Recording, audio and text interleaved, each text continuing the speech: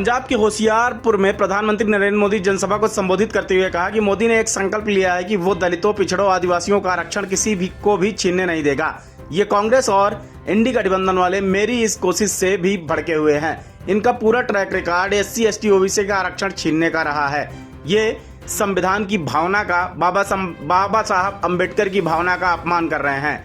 ये दलितों और पिछड़ों का आरक्षण छीनकर उससे सिर्फ और सिर्फ मुसलमानों को देना चाहते हैं। मोदी ने इनकी इस सबसे बड़ी साजिश से पर्दा उठा दिया है, इसलिए ये बौखलाए हुए हैं और मोदी को लगातार नई नई गालियां देते रहते हैं। मोदी ने एक संकल्प लिया है कि वो दलितों, पिछड़ों, आदिवासियों का आरक्षण किसी को भी छीनने नहीं देगा।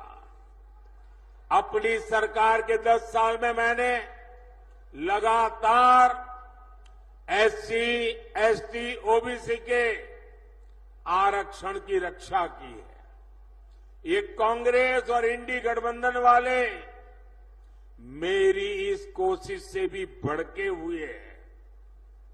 दरअसल आरक्षण को लेकर इनके खुद के इरादे बहुत खतरनाक है।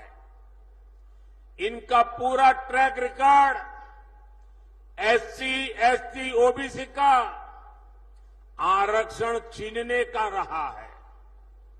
सरकारी नौकरी में धर्म के आधार पर आरक्षण हो, स्पोर्ट्स में, सरकारी टेंडर में धर्म के आधार पर आरक्षण हो, यूनिवर्सिटी के दाखिले में धर्म के आधार पर आरक्षण हो, ये संविधान की भावना का, बाबा साहब आम्बेडकर की भावना का अपमान कर रहे हैं।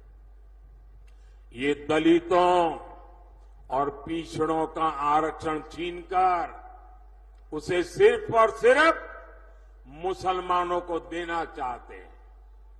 ये धर्म के आधार पर देश को बांटने की एक और बड़ी गहरी साजिश है।